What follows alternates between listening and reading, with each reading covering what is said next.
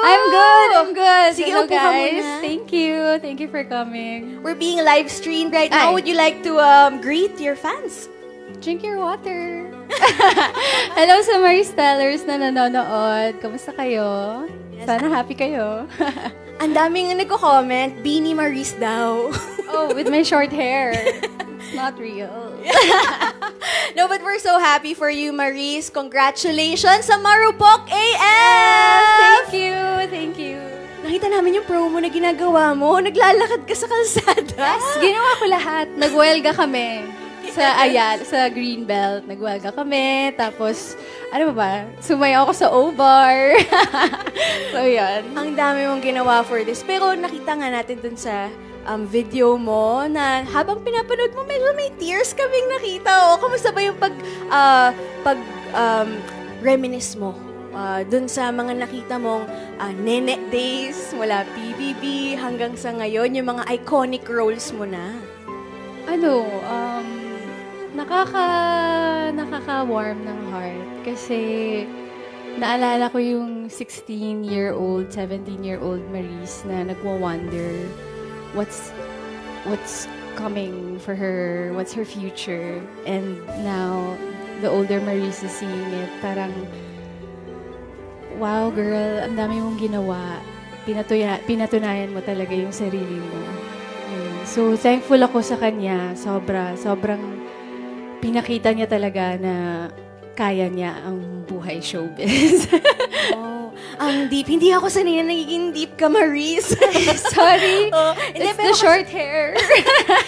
Sanay kasi kami na lagi mo kami pinapasaya, pinapatawa mo kami kahit sa social media, hindi lang sa TV screens or sa movie screens. Ako, guys! Hello! Pero Maris, dun sa mga napanood mo, on a lighter note, alin dun yung parang nagulat ka, yung nakalimutan mo ng ginawa mo, ganyan? Yung Oh My G. Kasi naalala ko yung yung mga eksena ko doon. Kapitbahay ako ni Janela. Tapos nagtitinda ako ng mga isaw, ganyan. Tapos kabadong-kabado pa ako sa mga lines ko kahit pa isa-isa lang. Tapos naalala ko doon ko kasi na-experience yung firsts ko. Yun yung first ever teleserye na mahaba yung role ko. So, ang dami kong na-experience, ang dami kong na-absorb. Yun yung show talaga na masabi ko na nag-grow talaga ako doon. Ano naman dun sa napanood mo yung pinaka-proud ka? Pinaka-proud? I would say yung Irene Chu. Kasi yun talaga yung nag-open ng doors sa akin. Ngayon, parang endless pa rin yung blessings and thankful ako sa universe na patuloy pa rin yung blessings. And unexpected siya. Lahat kami talaga sobrang swept away dun sa napanood namin sa iyo as Irene Tew sa Can't Buy Me Love. Sobrang breath of fresh air dun sa buong series and sobrang enjoy kami. Panoorin kayo ni Snoop or Anthony Jennings. Yes. Natuwa naman din kami habang ginagawa yun. Kasi walang expectation. So kami, laruin natin itong eksena. So kami ni Anthony, hindi mo gawin mo, ito gawin natin. So nagko-collab kami.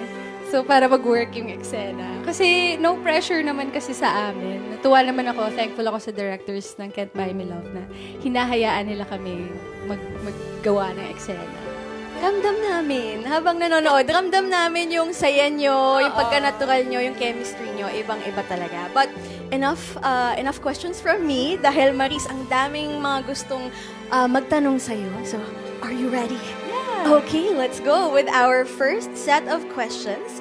It will be coming from Wilson Riquiza from Kapamilya On Demand. Na ako pala yung magbabasa. So, sa akin din pala. Saan ka lang titingin? Okay. So, you recently starred in the movie Marupok AF. Yes. Can you tell us about your experience working on that film and what drew you to that particular role? Well, for context, sa mga hindi po nakakaalam, Marupok AF is heavily based on real events. I don't know if you can remember the Twitter thread that got very viral in the early days of pandemic, yung catfishing thread. So, ayun, naging movie siya. And upon knowing na ako ang magpa-play ng character, nagulat ako, as in like, pressure talaga because it's real. These are real people. So I made sure na may consent, may green light from the real people. So, ayun, with making the film, na-challenge ako kasi before Irene Chu, Beanie was the first complex character that I portrayed. Sobrang complex niya. Charming siya, but she has very dark intentions towards people. So, ayun, dun ako na-challenge. So, I really prepared. So, nanood ako ng mga films na kind of like that para just to get in the zone. Interesting. At saka ngayon, showing siya, guys. Yeah, so, showing siya ngayon sa Ayala Mall Cinemas. So, I hope you support it and watch it. Ang dami nga nagko-comment, nababasa ko kanina kasi nga live stream tayo. Sabi nila, bukas manonood kami with my family, mga ganon. Thank you guys. Thank you. And second part ng kanyang question ay, do you have any dream directors or actors you would love to collaborate with? Naku, ang dami. Well, siguro ako, makagawa ng pelikula with Derek Cathy. Though nagka-work na kami sa Can't Buy Me Love, kasi nag-direct din siya doon for a time. Pero dream ko talaga makagawa ng pelikula with her. And direct Eric Mati. Ayun. Sa actors or actresses naman, Miss Jody Santa Maria and Nadine Lustre. Who else? Dami pa. Naku, may mga mahabang listahan ako. But let's expound on that. Bakit sila yung pinili mo, Jody and Nadine? Because they're very good actresses. As in, I love how they act because it's real. It's not forced. It's from the heart. The impulses, totoo. So, like, there's no acting talaga. Ganun yung mga gusto mong katrabaho. Opo. Para ma-observe ko din sila at matutunan ko kung paano sila umarte. For betterment ng craft. Yes. Oh, nice. Okay. Now, let's go to our next friend from the media. Okay. Candice Go from Push. Hi, Marie. Hello. Hi. How was your experience portraying a lead role, pero isn't really the protagonist but more of the bida kontra bida in Marupok? To be honest, nako-confuse ako sa feeling. Kasi if it's fiction, masaya. Masaya. Like, na-enjoy ko siya. But, we're dealing with real events kasi. So, ang gray area doon is like, I'm happy naman na natutuwa sila sa character ko. But, ang gusto kong i-sympathize nila talaga ay ang victim, which is the character of EJ Halyarina. And, nung pinortray ko si Beanie, kinalimutan ko rin sineparate ko yung real eh. Tinreat ko yung script as fiction so that I don't judge the character, so that parang tatanggapin ko yung character na buo para maging tao siya at mapasok ko siya sa sistema ko.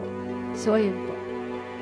Okay. How important do you think this movie is with regards to LGBTQIA+ visibility and treatment and discrimination? Oh, this movie is very important kasi it tackles real issues, which is one of the issues na face ng ating LGBTQIA+ community ay transphobia. It's real and maraming nabubuli araw-araw for just being them. And we don't know that kasi wala naman tayo sa sapatos nila eh. But totoo yung nararamdaman nila. And with this movie, sana ma-enlighten ng maraming tao na to be kinder to other people, especially to our LGBTQIA+ community and the trans people. Kamusta yung OBAR experience? Ang saya ng OBAR experience ko. Alam mo ba, dream ko yun. Like, fantasy ko yun. The real world is fantasy. Kasi may mga nights talaga na parang, my God, gusto ko mag-perform sa O-Bar talaga. Tapos gusto ko full production. Tapos ganon. Tapos, ayun, nag-isip ako kasi since it's Pride Month and gusto ko magregalo sa community, parang, pagpa-perform ako kahit walang bayad. Okay lang. Okay, mabuhay yung mga alay. Yes, thank you. Aware kang parang naging icon ka na rin nila. Nako. May nagsasabi ba sa'yo? May lumalapit ba sa'yo?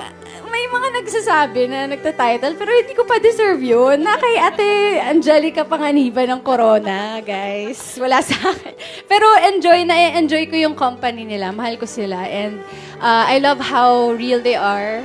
And unapologetic silang maging sila. With no filter.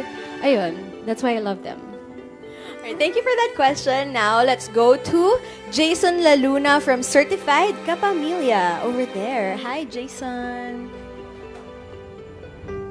Yes, congratulations sa endorsements. Oh, wow. Kasi hindi na rin Thank you. pa yung- Salamat. Oo, may linya kasi dun sa Marupok AF na medyo nakakatch ng attention ng mga likers ng page namin. Yung, I know what I did, but I also don't know why I did that.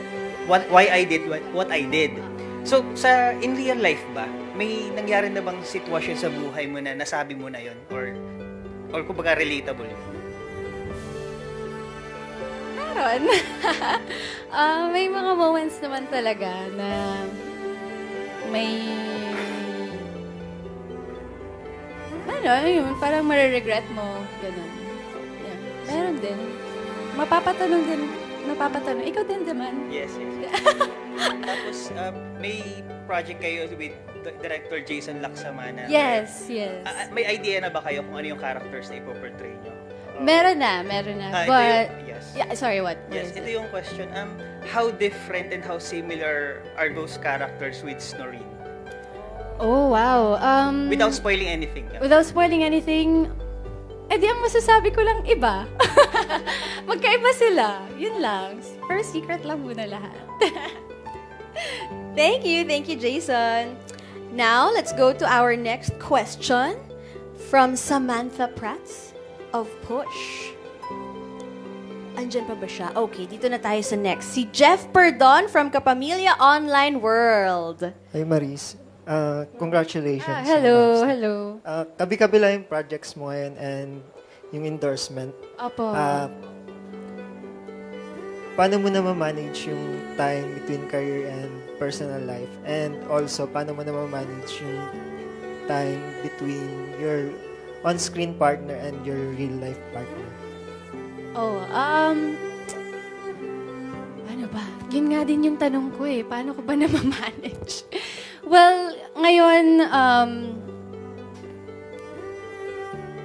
paano ba? Ano nga yung unang tanong? Parang dalawa kasi siya eh. Career and love life.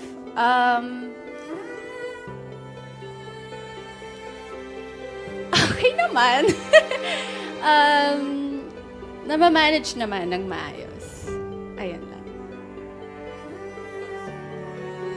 On-screen partner and well, sa amin naman kasi ni Anthony, work is work talaga.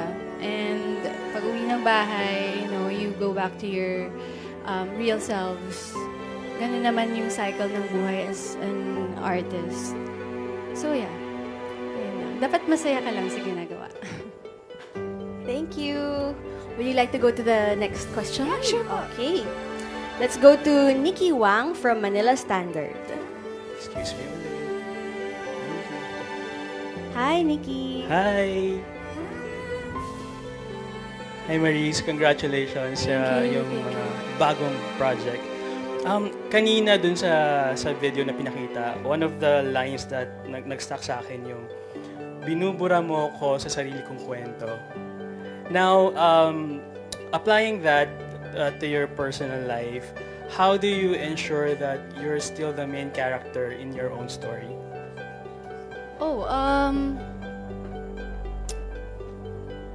To ensure that you're always the main character. Here's the thing. You're not always going to be the main character of your story. Hindi siya dapat ganun tingnan. There are times na mag-give way ka for other people. There are times na bigay mo naman sa sarili mo. It's a balance of the two. And siguro ang tamang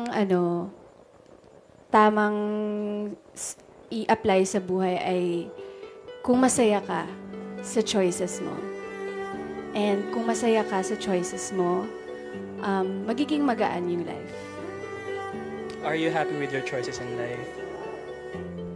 Ish. Happy naman. Now, I would like to piggyback on the title of your film, Marupok AF. Marupok ba si Maris Racal? If so, gaano ka karupok? Marupok AF. Marupok ako in a sense na,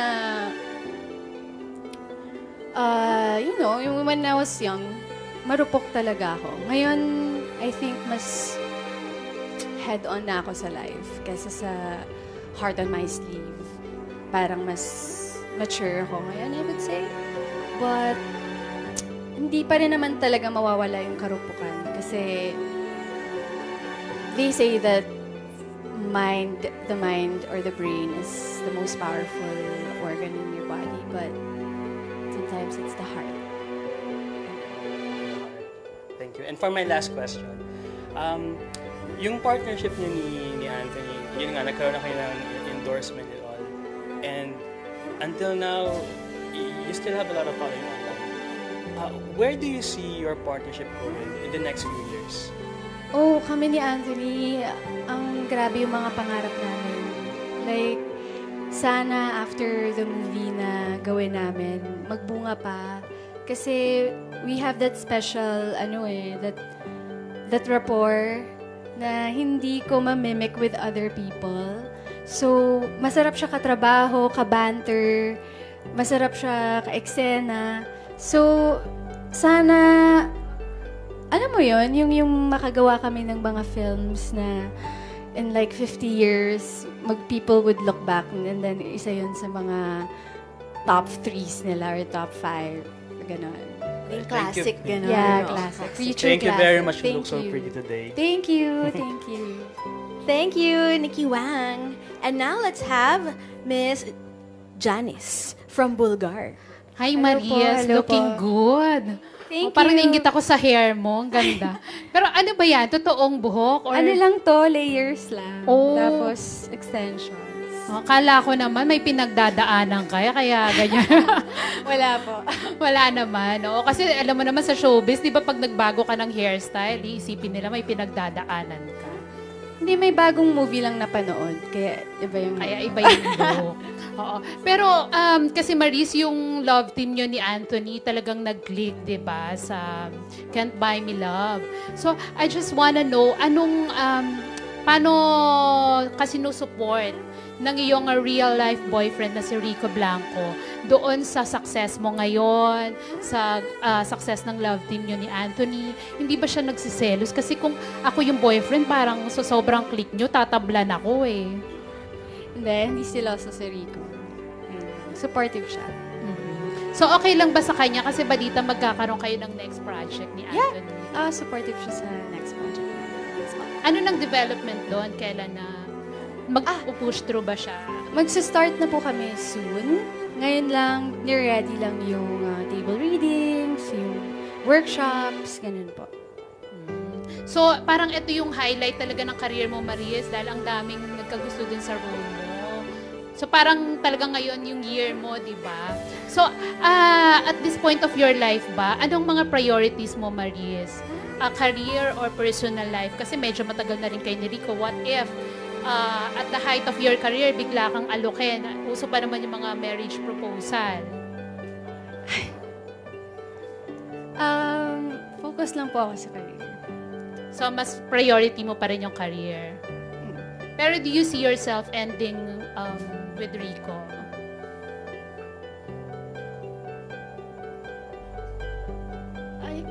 Yeah. Oh, but, sorry. Nagiging emotional ka. Sorry. Would you like to say something?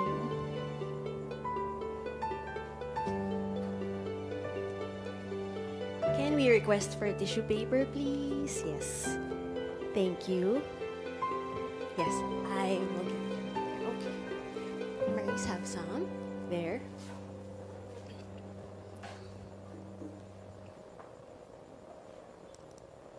I'm so scared. I'm really scared. Dami kasing tanong about him and I'm tired of smiling and nodding.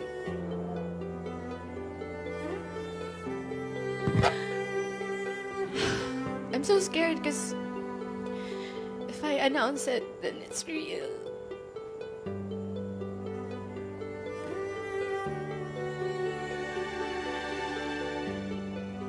Yeah, Rico and I are over.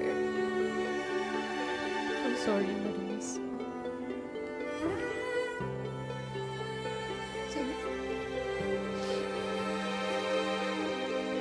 Okay lang ba mag-share ka, Maris? Kasi parang emotional ka. It's fresh. It's been a few weeks. Loneliest, emptiest weeks I've ever experienced in my life.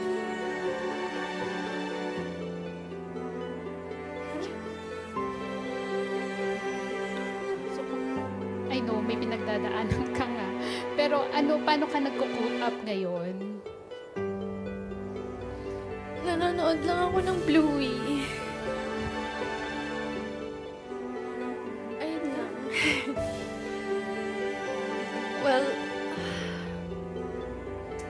walang nagtanong, but, nangyari? Well, wala akong short answer for it.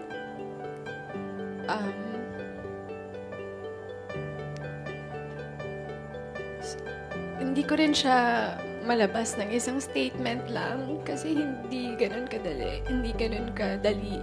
Sobrang complicated niya na situation.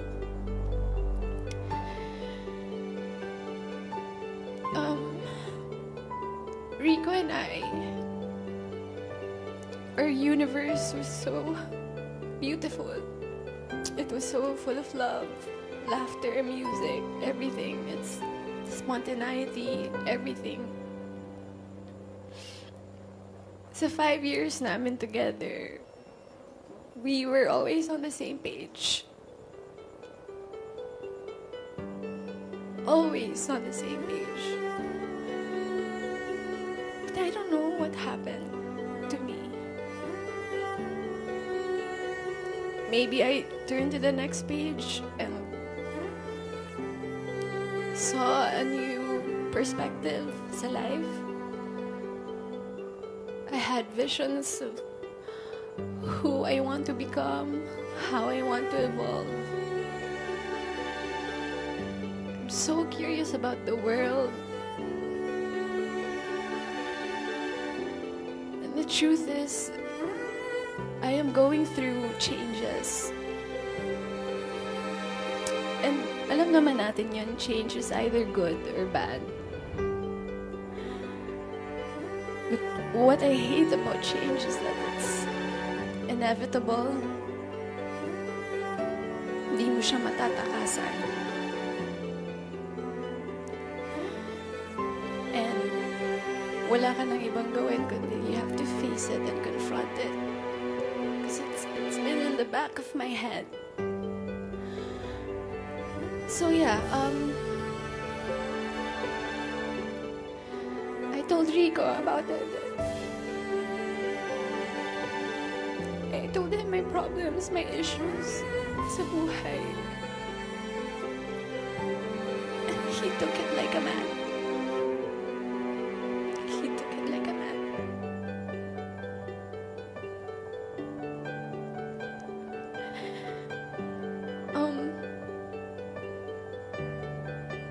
It was a very difficult talk because I love him so much. I love him and he loves me, but I have so many questions about my life and how will I go on sa buhay with him when I have so many questions about me, my sense of self.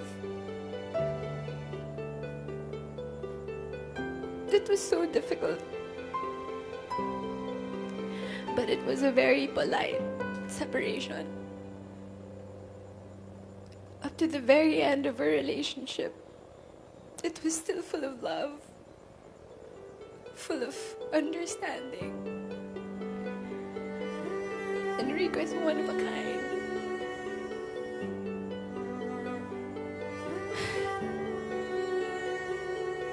If only I could skip through my 20s, you know. But I can't. I have to face it. I have to sit with my feelings and acknowledge my changes.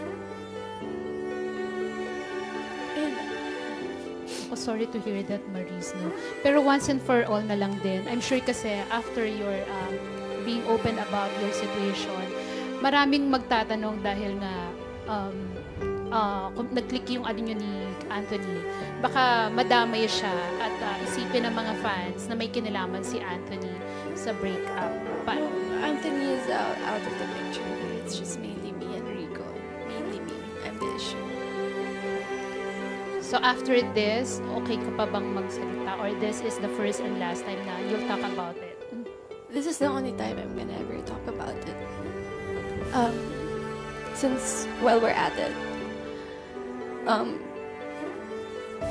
I would like to humbly ask the public to look at us, Rico and I, with understanding and love, because we're both grieving. Hindi naman makokontrol yung mga opinion ng mga tao, but please don't direct your hate towards Rico, because he's too precious for that. If you guys want to throw some punches, I'm ready to take them. Thank you for being honest, Maris. Sorry. Okay, thank you. Thank you, Miss Janice. And Maurice, if you'd like to compose yourself first. But we're all, of course, very affected also. And we're here for you, Maurice. Thank you so much for being brave. Thank you. In facing this. Kanina nga napapansin na namin, marami na talaga nagtatanong sa'yo. And even online, I'm sure you're seeing the speculations of people, and we're sure it wasn't easy. But thank you for saying that statement here. And of course, we hope for the happiness for the both of you. Yeah. Yes, whatever that may be at this point in your lives, we both wish you the best. Yes. Now, speaking of wishing you the best, again, we wish you the best in all of your projects, and that includes Marupok AF. Oh, yeah. Yes. Forgot about that. So, ayun guys. again, So, congratulations. Thank you, BGI. Guys, sana panoorin yung Marupok AF. Available siya sa Ayala Cinemas. This movie has a really deep message and a very important message. So I hope you guys watch it. Yeah, yun lang. Now, Maurice, I'm sorry to do this to you, but there's actually one more question.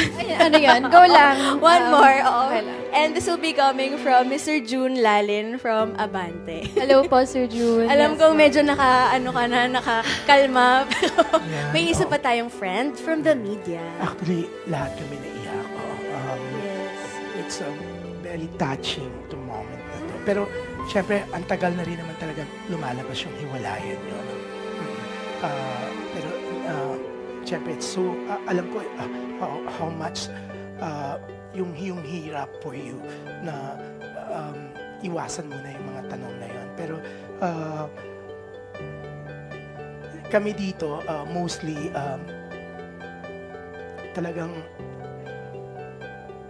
inaangaan ka namin for being brave na, yun nga, magawa mong aminin. And ang ganda ng sinabi mo na wag isisi kay Rico, wag itapon sa kanya lahat ng blame, no? Ang sarap lang na kahit nauwi sa hiwalayan yung relasyon nyo, yung talagang pinipilit mo ipagtanggol siya, pinipilit mo wag siyang kumbaga, syempre, iba kasi magwa 1+1, ano nangyari, kahit sinabi mo na ikaw yung nagsabi sa kanya, yung maraming question, marami kang pinagdadaanan. But ang sarap na, siguro si Rico will be very, very proud of you, very, very happy for you na, yun nga, despite everything, kahit ano pa, kasi ang daming naglalabasan sa internet, sa SOCME, na dahilan kung ano, dinadamay, pati nga si Anthony. Pero, yan, ang ganda. Oo. Sa tingin mo, anong magiging reaction ni Rico? Or pinag-usapan niyo ba to na, syempre, pareho kang celebrity, nag-usap ba kayo na, sige, aaminin ko na, sasabihin ko na wala na tayo? No, pinagpaalam mo ba sa kanya? Ako kasi yung mas active in terms of events, press cons. So, I asked him, paano natin to gawin? How will we see it? Sabi na maybe in one of the interviews, kung ma-interview. But yeah, he was supportive naman about it. I asked for his blessing na sabihin ko yung totoo. Ang ganda ng sinasabi mo about him, no? Tapos eto. And sa tingin namin, you still consider him as a friend. Yes. Yes. Super. So, If I could still talk to him every day, I would. so kumbaga, yung magagandang memories mo, iti-treasure mo pa. Iti-treasure mo pa. Super. Hindi yun mawawala sa akin. It will always be in my heart. Alam mo, kanina, Maris, no, bago mag-start, feeling ko, magte-trending ka kasi may mga kagagaan, kalokahan kang sasabihin. Pero, eto yata yung unang pagte-trending mo na dramatic talaga. Hindi ko yan expecto. Kasi sunod-sunod na kasi yung tanong kanina na about heart and love and ano, and I'm just, hirap lang mag-pretend. Ang hirap din construct ng sentence na alam mo namang totoong hindi ka okay. Ayun po. And we understand that because you said nga na if you say it out loud, it becomes official, it becomes real, and this is the first time you said it. So we understand it po, di ba? And kami naman, we're all supportive of you. And kasi kami, we love you. Isa ka sa pinakamabait na celebrity. Thank you. Mapagbigay. Salamat po. Actually, si Maris, eto, even in Can't Buy Me Love Finale Press Con, kahit pinapaalis na sila, pinapapasok sila. Sila ni Anthony talagang pinagbibigyan yung mga press na mag-interview, di ba? Dalawa kami ni Bix, nakapag-interview kami sa online show namin, naging trending pa ngayon. Sa kalokahan niya na binasa niya yung titi. Pero yun nga, ang bait mo, kasi, kaya ang masasabi ko, we're all here to support you, di ba? At least, maganda na sinasabi mong you can still be friends, you can still talk to him kahit araw-araw. So, yan. Feeling namin sa sinasabi mo, kahit siyempre, iba, maging talaga, madadami si Anthony. Pero feeling namin walang third party. No? Wala. Official, no third party. Pero yan, congratulations pa rin sa mga nangyayari sa kanila. Yun nga lang, masakit na yung love life mo, you have to sacrifice. Pero at least, you're doing great with your career. So, ako, congratulations diyan. And I hope makapag-heal ka kaagad kasi hindi kami sanay na isang Maris Rapal. Teka lang, balabas yan mamaya.